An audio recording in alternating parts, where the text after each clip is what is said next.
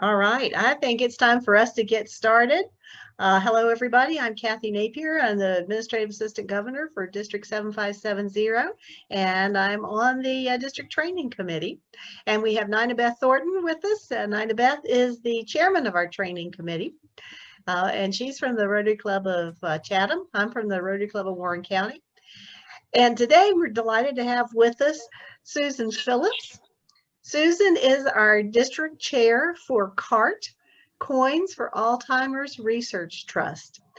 Susan is a member and past president of the Smith Mountain Lake Club, and she is joining us in this is her second year as chair of that position. So we're delighted to have Susan with us. Susan, I don't know if most people know, but Susan was actually a Rotary Ambassadorial Scholar to Bogota, Colombia. That's how she first knew about Rotary, I guess. Wow. That's correct. I didn't know that. Yeah. Cool. And she joined Rotary in California, where she moved from. And we're delighted that she and Dana saw the light and came to the East Coast to Virginia. I got here as soon as I could. Susan says she's passionate about two things. One, playing music, and two, educating others about Alzheimer's and CART. So delighted to have Susan with us. And Susan has brought with us, Bill Parker. Bill is a member of the Rotary Club of Asheville-Biltmore in Asheville, North Carolina. He's past president. He's served his District 7670 in many different roles, including district governor in the year 2011-2012. And he is currently the president of CART. So he'll be sharing with us some exciting news about what actually is going on with the CART Awards. So with that, Bill, I think I'm going to turn it over to you. Sounds good. Thank you, everybody, for joining us. As I was mentioning to Kathy as we were waiting to start, I've been involved with CART since 2002. I was a brand new Rotarian in the Rotary Club of Blowing Rock, and my president said, okay, next week you're the program and you're going to talk about CART. And I said, what's CART? He said, well, you got a week to find out. So I did some research on CART, and I thought, well, this is really nifty. But the one thing I've discovered as I go around to various Rotary clubs is everybody is pretty much familiar with the blue buckets on the table. And you're all familiar with putting money in the blue buckets. The biggest gap in knowledge is, where does that money go? And what do we get from it? And that's kind of what I'm focusing on, and I'm going to cover that tonight. The most important factor in CART is that we finance leading edge research into Alzheimer's disease. And we are finding that every person who has received a grant so far since 1999, when the first grant was made, has received follow-on funding, anywhere from a couple of $1,000 to $250 million in follow-on research funding, because CART allowed them to prove some basic thesis that they were offering. So in essence, CART doesn't put a lot of money out there, if you will, compared to NIH funding and Alzheimer's Association and other groups. But we fund leading edge research. We prime the pump, if you will. And from that, we have made some significant findings. And let me just touch on that a little bit before I start talking about the awards that were given out the first of this month. Our very first grant was only for $100,000, and that wasn't a lot. But that led to the discovery of what's called LR11. And LR11 is a genetic mutation that is the most positive precursor of late stage onset Alzheimer's disease. And you don't know what LR11 is, but it has been renamed now as APOE. And if you do the 23andMe, the DNA testing, they will give you a readout of APOE2, 3, or 4. If you have an APOE2, you're in pretty good shape. If you have an APOE3, that means that there's a 50% chance that you're going to have late onset Alzheimer's disease. And if you have an APOE4, that means that it's almost positive that you're going to have Alzheimer's disease, late stage, age 65 or later. This discovery was made by our very first CART financed research. So we are having a significant impact in the field. And as a follow-up of that, if you will, last year we gave a grant for $250,000 for a research scientist who discovered that if people have APOE4, they also have another ingredient, if you will, in their brain that prevents them from having Alzheimer's. And she is in the process of 2 years worth of research to discover what that specific element is that keeps you from getting Alzheimer's disease, even though you have the predictor, the APOE4. So you talk about leading edge research. That's what we're financing. Just very quickly, just to reiterate, there are two characteristics of Alzheimer's disease. One is amyloid beta plaque, and this is a sticky protein substance that is normally cleared from the brain every night when you go to sleep. It's like office workers coming in and emptying the trash and mopping the floors and cleaning the bathrooms. And for some reason or another, at some time in your age, they start skipping a floor or skipping a couple of rooms. And this amyloid beta plaque isn't cleared, but starts forming little clumps inside the brain that interfere with the transmission of electronic signals throughout the brain. The other more insidious element of Alzheimer's disease is what's called tau tangles. And now we're inside the neuron itself. And tau is a protein that forms like railroad tracks inside the nerve. And it allows the food products to go into the nerve so they can conduct its activity, and it takes the waste products out of the nerve cell after the activity. But for some reason or another, these tau threads or railroad tracks, if you will, become tangled and they stop functioning. And as a result, the neuron dies. This is the most insidious part of Alzheimer's disease. This is where the majority of the focus on research now is. What causes a tau tangle and how can we prevent it? Because tau tangles are also characteristic of other diseases, other dementias. So that is the most productive element right now in research. And again, there's the effects of the disease on the brain. And let me give you the message here that you really need to walk away from. My wife and I had the pleasure of sitting with one of our researchers for about an hour at a district conference before he gave a presentation. And he said, you know, when I was going to research into Alzheimer's disease, he said, I was expecting to develop a cure. He said, but I started looking at the slides from the autopsies of the Alzheimer's brain. And he says, it looks like an atomic bomb went off in there. He said, what happens is Alzheimer's disease starts working on your brain up to 20 years before it first becomes apparent in behavioral changes.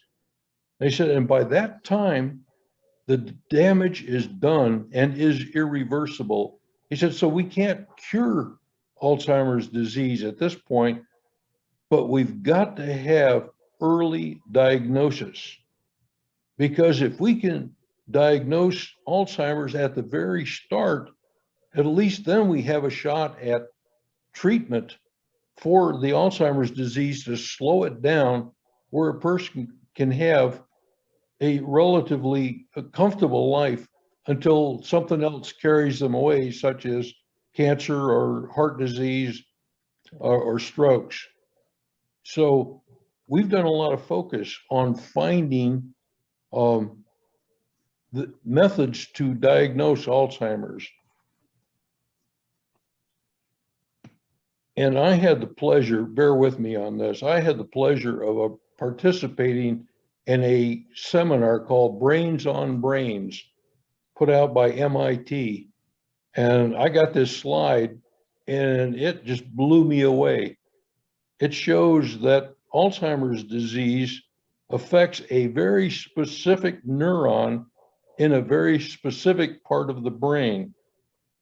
And there's more information than you'd ever want to know about this, but up until this time, I didn't understand that neurons are different. There's motor neurons, there's pyramidal neurons, there's all sorts of different kinds of neurons, but Alzheimer's works on the pyramidal neurons. All right, enough of that. There's LR11, and there's the doctor who discovered it. Another thing that we covered on research is that in order to get the drug inside the brain so that you can work on Alzheimer's disease, you got to get past the blood-brain barrier. The walls of the capillaries inside the brain are dense, much denser than your arteries and veins in the rest of the body. And this is to prevent the brain from being poisoned.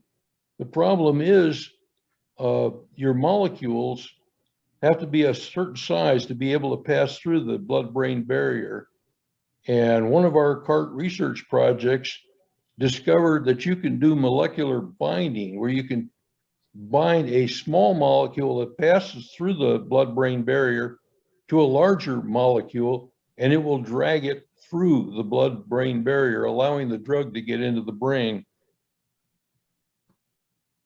This is the doctor I was telling you about, Dr. Harry Levine, and he came up with the very first, what they call in vivo or live positive diagnosis of Alzheimer's. And basically this is a injection of a atomic charged particle with a very short half-life, and it causes the amyloid beta to glow in the brain during an MRI.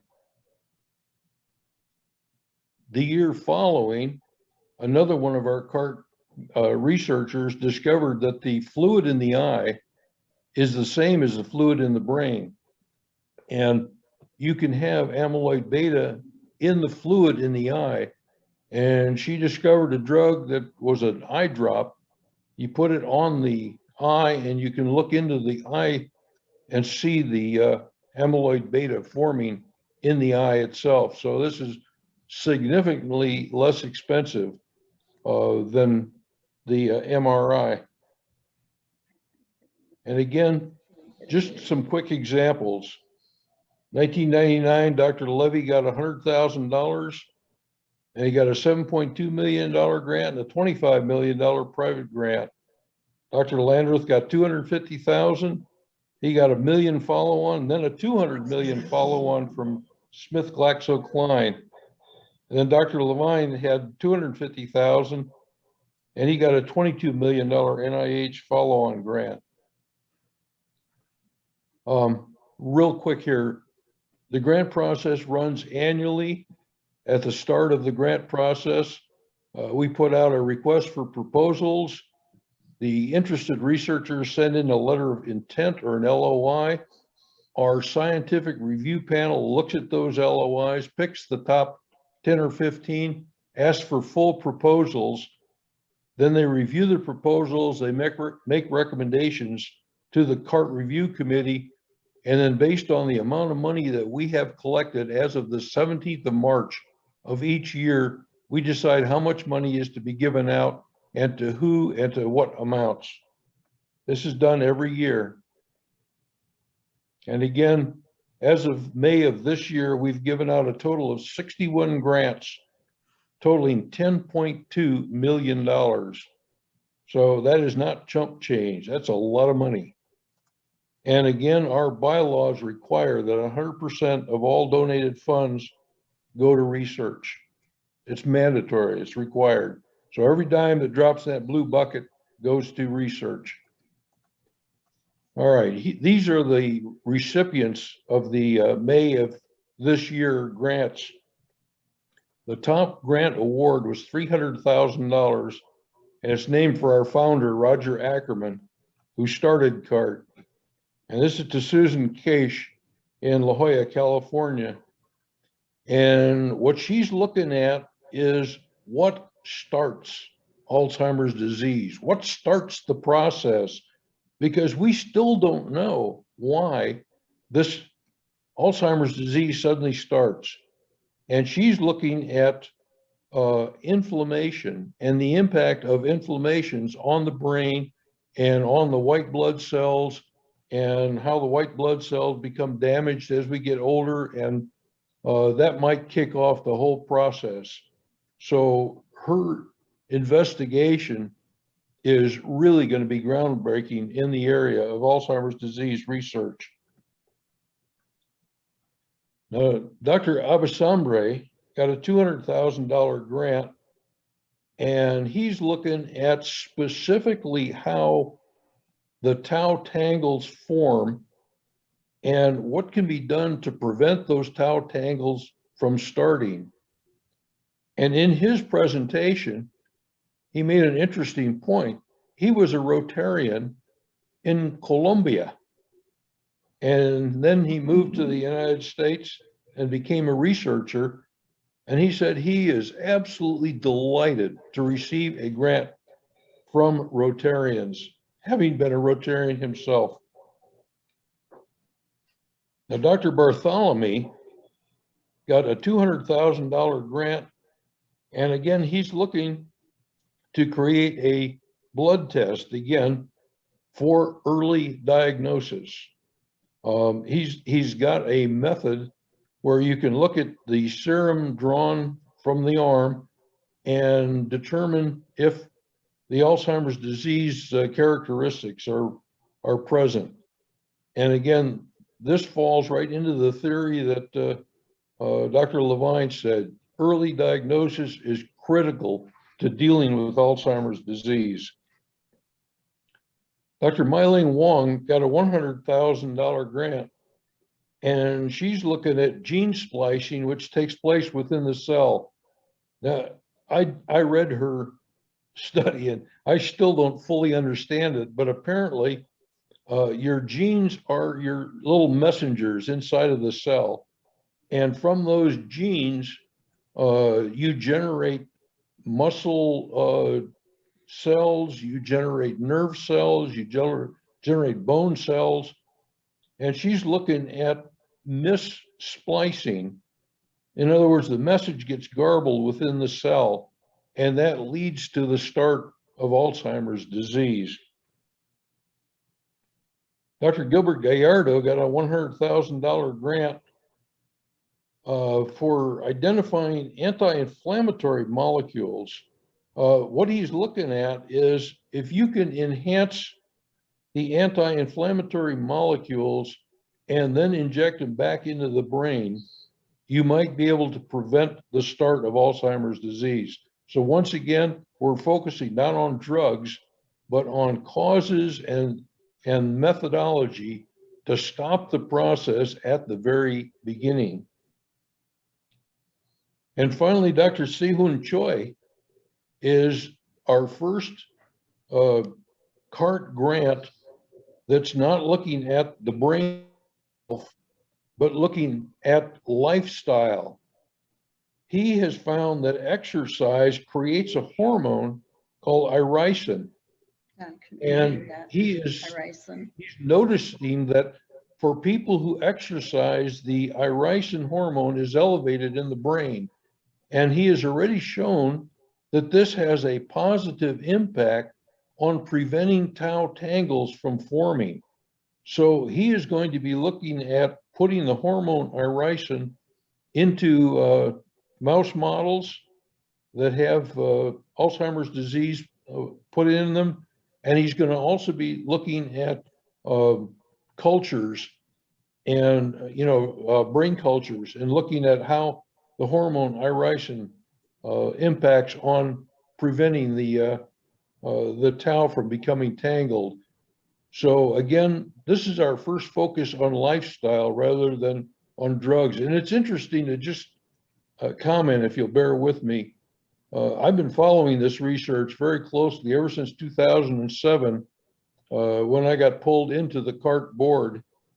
And it is amazing to see how we are focusing better and better and better, and getting deeper and deeper and deeper into the research and into the specifics.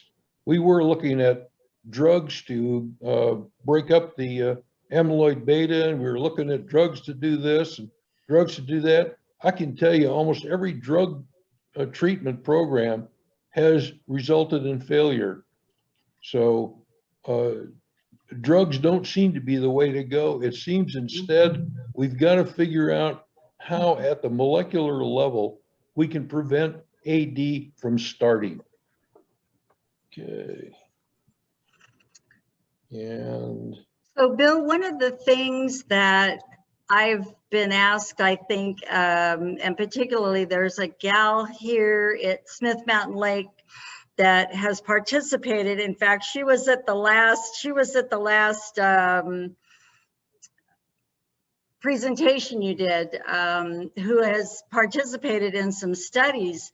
Is there a place where people can go to participate in a study or get a blood test to determine whether or not they have the APOE4 other than the DNA? I mean, is there a place where they could go if it was determined they had APOE3 or 4, where they could go to get the medicine that's being given? Or my advice is go on the Alzheimer's Association website. They have the most consistent source of information about testing and participating in drug trials and all sorts of stuff. They have a tremendous ability to share information from across all research. So I would start with the Alzheimer's Association website. And I might point out that the Alzheimer's Association is a member of the Alzheimer's Dementia Rotary Action Group, or ADRAG, along with CART. CART was one of the founding organizations of ADRAG, but Alzheimer's Association has joined recently. And if you're into Rotary Action Groups, ADRAG is the place to go, because we've got members from the UK, we've got members from California, we got members from the Northeast, and we have the Alzheimer's Association itself. So that is our Rotary entree, if you will, to Rotary International. Other than that, we're a grassroots, CART is a grassroots organization associated with Rotary International, but not a Rotary International program. Does that muddy the water sufficiently? Question. oh, Dave, okay. I was kind of curious as to whether or not is Alzheimer's entirely hereditary, or is it somewhat environmental? You know, they're still trying to nail that down. I would say it's 80% hereditary right now, but that's that we've had so far. But we're now discovering that if you have a series of inflammations, if you have a series of viral infections through your life, then you are more prone to suffer Alzheimer's disease, because what happens is the white blood cells, or the macrophages that fight the inflammation or the infection, start going wonky, and that's in fact what our first $300,000 grant recipient is looking at, is how does inflammation, which is the body's method of fighting off viral infections, how does that relate to the start of Alzheimer's disease? Is that anywhere close to giving you an answer? It is, and I was also curious in terms of the incidences of Alzheimer's, is it fairly equal around the globe, or is it concentrated more in one area or another, or I'm just curious. Ooh, that's a good question. Let me address that one also. I was just looking at a study, and it shows right now that the United States has the majority of the Alzheimer's diagnosed people, and they explain that the reason why is because the United States is focusing on Alzheimer's disease. We have a member now of ADRAG from India, and he said that in India, Alzheimer's disease is treated like a shameful thing that is to be hidden by the family. And if you have a family member with Alzheimer's disease, no one talks about it. That family member is hidden away from society.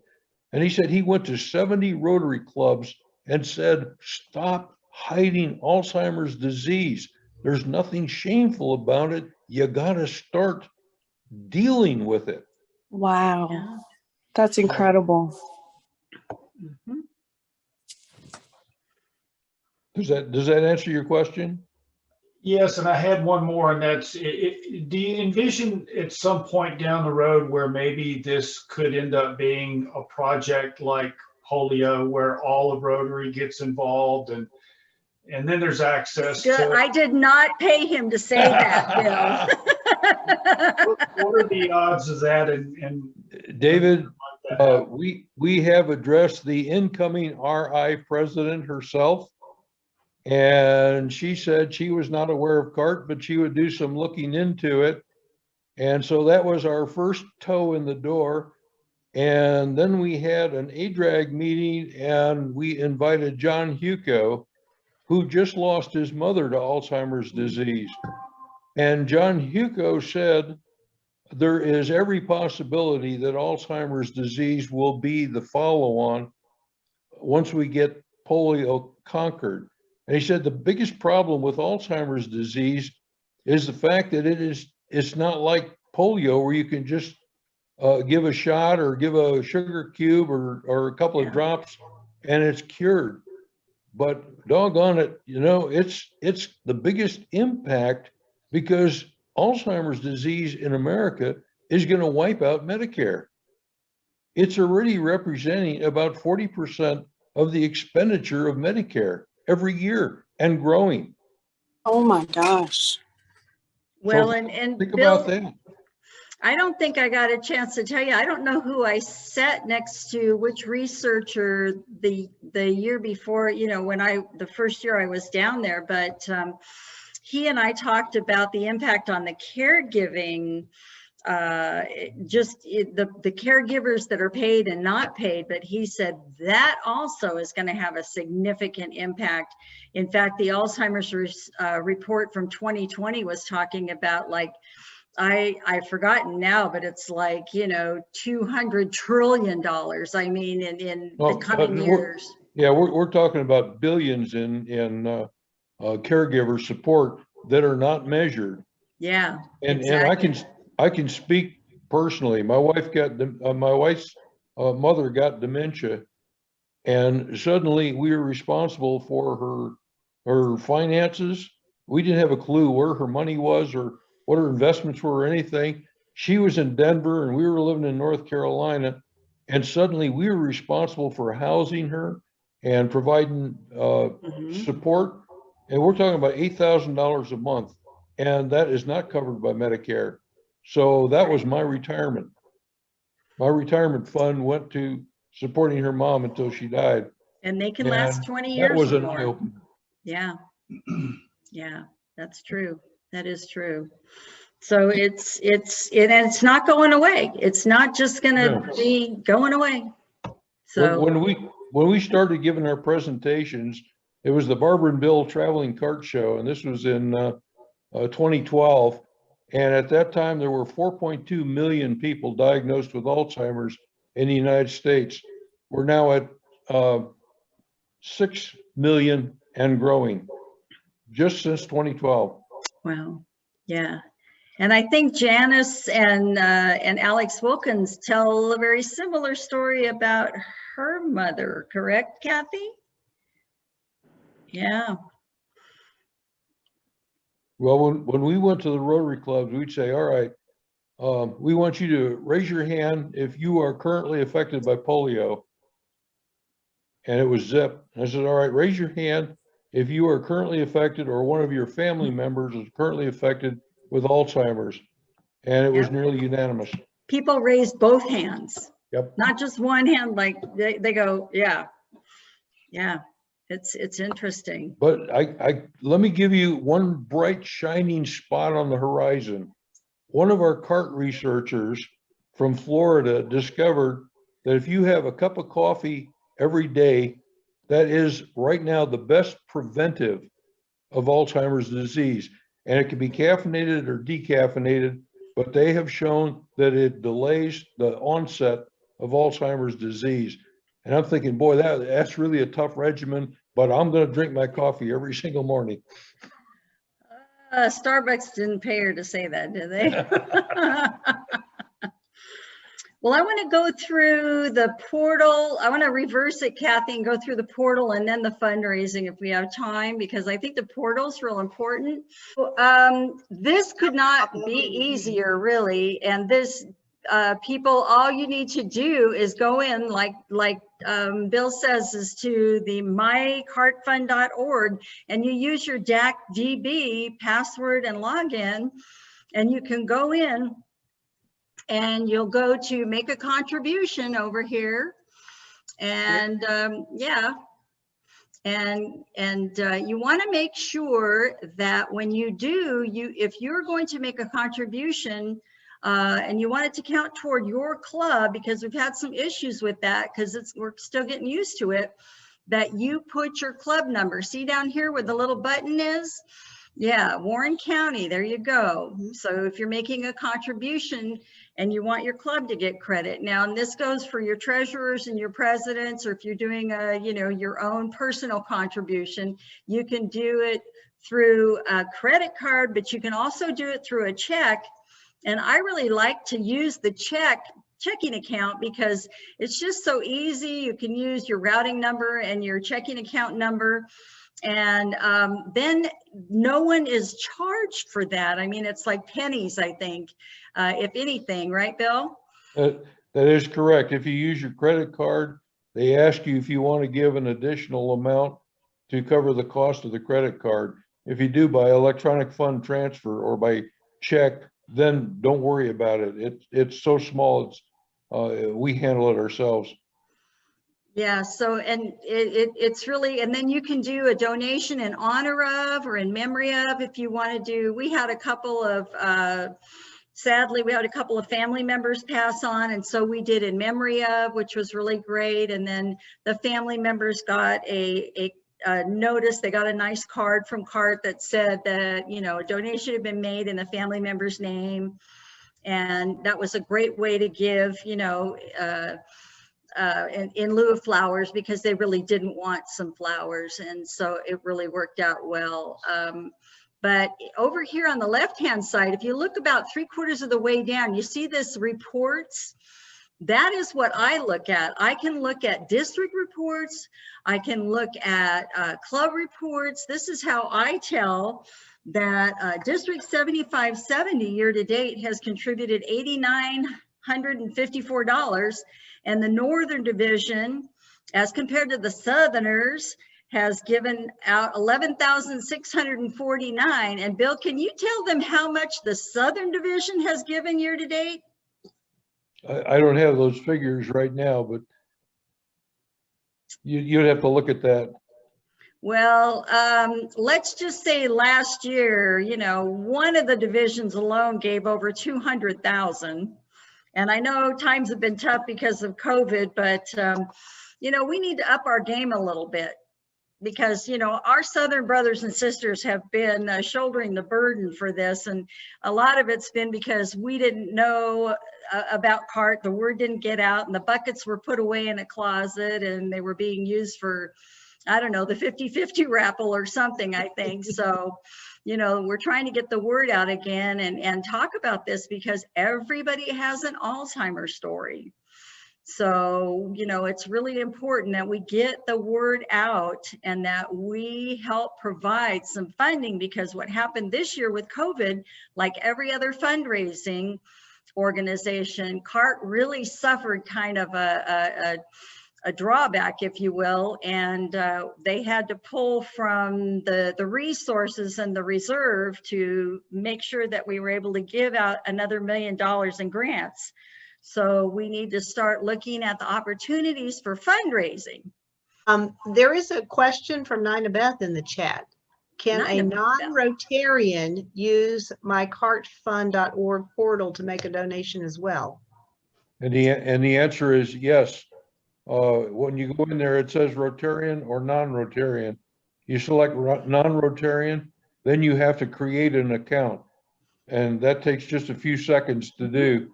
And then you have a non-Rotarian account on the donor portal. And if you do future donations, your account is right there. You don't have to re-enter all that information. So it's set up for Rotarians and non-Rotarians. It's just that if you're a Rotarian, all your information is already captured in the DAC-DB. So as of today, out of the 83 clubs we have, I think I counted 32 that had made contributions. So I have a little bit more work to do. A question for you. Your CART Research Awards, you've been able to follow where they are. How do you keep track of what they've been able to accomplish after they get the initial grant from CART? There is a requirement in the documentation that they sign an agreement, and at the end of the research, they present their findings, and they are required to present their findings in a lay term so that we can review them and see what they've accomplished. And again, even if their research fails, it's a finding. Mm-hmm. And that's where I got the information that I gave in the earlier presentation. Great. And the progress reports are up. Are they on YouTube or are they on the CART website, Bill? They're on the CART website right now. Because I know Tiffany had been posting some as they came along when she could. So I know some are on there. Last year, I think it was Greg Lemke, his research found that maybe getting rid of the amyloid beta plaque is not necessary. Some of it might be healthy. And I thought, boy, you talk about turning everything on its head. So, I don't know about that. Yeah. So that you was guys, that was part of his findings. So you guys need to subscribe to the Cartwheel and, you know, follow, you know, CART Fund on Instagram and Twitter, I guess. Yeah, the Cartwheel comes out and you can subscribe to that, and that gives you a lot of good information. So you can just go to cartfund.org and we can just, I guess I can always just go here and type it in because it's not hard to remember. Even I can remember it.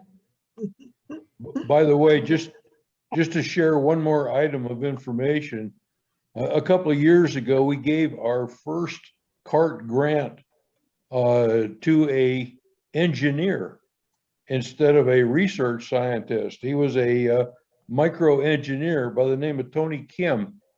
And what he wanted to do was create a model of the blood-brain barrier to speed up testing of drugs, because at the time, it took a couple of months to determine whether the drug molecules would pass through the blood-brain barrier. With his model, it sped it up to where you could test 4 drugs a day instead of 1 drug in 4 months. And I just saw an article in a medical review that Tony Kim's model was successful, and they were testing drugs to fight brain tumors using his model funded by CART. So Great. you never know where it's going, but everything is good. Everything helps in some way or another. So we've got another question in chat. This is from Mary Buchanan. You mentioned that coffee may be beneficial. What about tea? Would that be as beneficial as coffee? No, it's the element in the coffee itself that makes the difference. Although our scientific panel also said that they're finding that the material in the skin of the grape when making red wine also seems to delay the onset of Alzheimer's disease. And I'm thinking, yeah, right, you're just a wine drinker and you're coming up with an excuse. But he said if right now, the research panel in our discussion said, right now, what can you do about Alzheimer's disease? And he said, you can dine well, you can get 8 hours of sleep a night, exercise, stay socially active. And I'm thinking, boy, that was tough during COVID-19. Drink coffee, drink red wine. He said, follow those, and they all have a track record of delaying the onset of Alzheimer's disease.